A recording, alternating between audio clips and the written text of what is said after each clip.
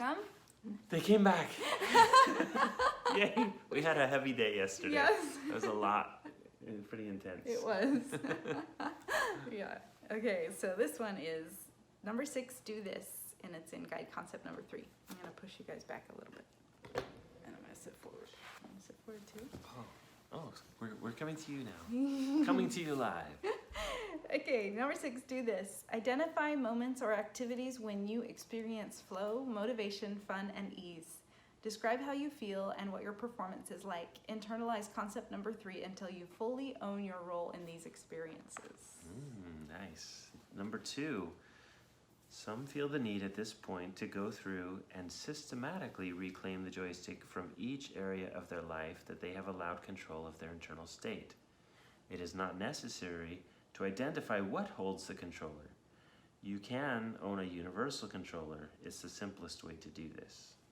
Use your internalization practices to integrate this idea in whatever wording you choose. Nothing but me controls my internal state, and my natural state is up. There it is, guys. Oh, this builds on yesterday's so See you tomorrow. well. Just kidding.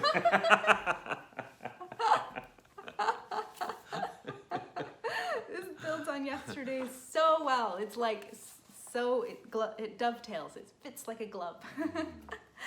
So that first step, do it. Identify moments and activities where you feel these feelings. And we kind of talked about the feeling from a blue diamond. My blue $1 billion diamond. Yes, and the feeling from yoga and the feeling from a relationship. It feels like these things just give us that good feeling.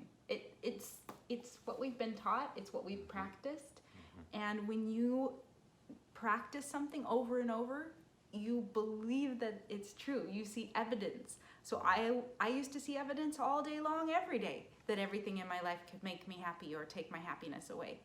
And I didn't see that it was inconsistent because I thought that the stuff just wasn't good enough, or that it just wasn't as bad as I thought. I have an experience, or I had a friend who had an experience where she didn't let her kids grow up seeing their grandparents because she didn't feel like they were a good influence in their kids' lives. And whenever she thought of the grandparents, she experienced a lot of pain and anguish whenever she thought about it. And then she practiced up mastery, and then one day she just decided to have the grandchildren meet the grandparents. And when I asked her how it went, she said it was anticlimactic.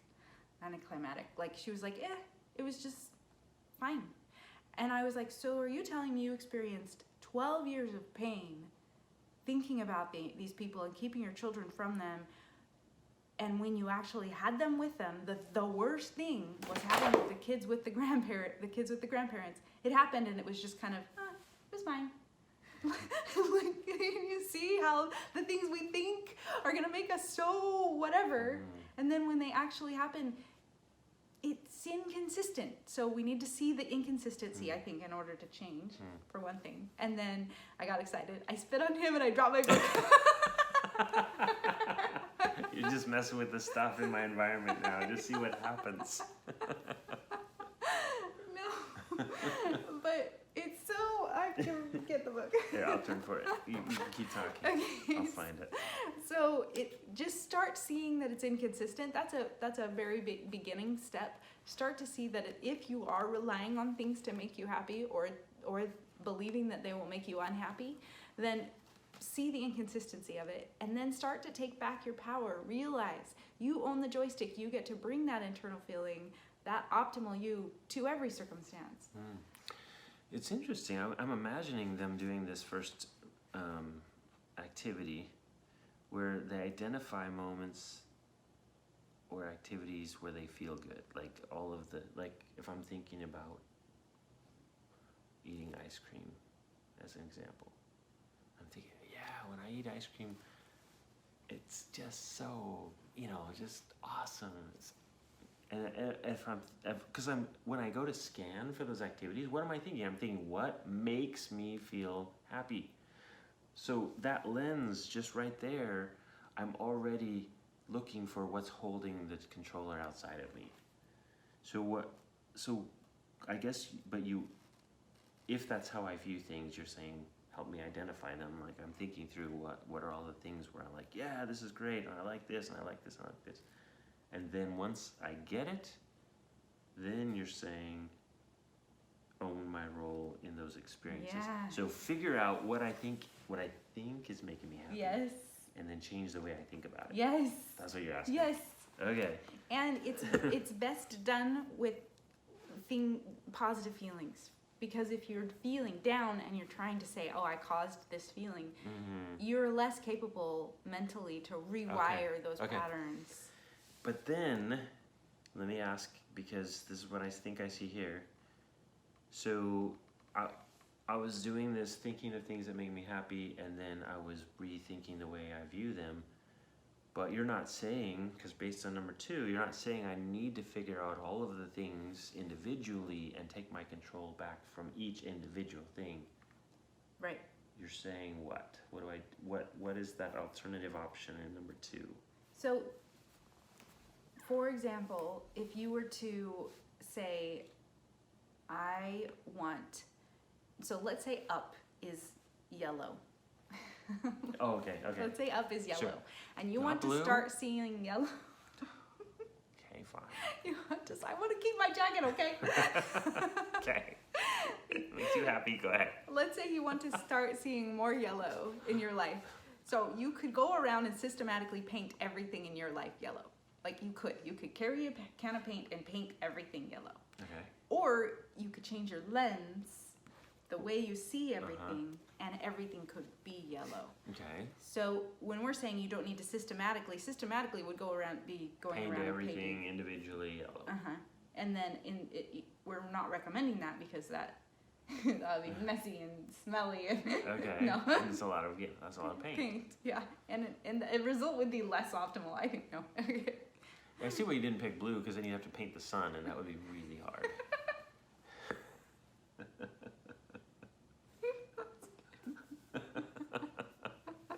Okay. Anyway. Painting the sky would be pretty hard too. All right.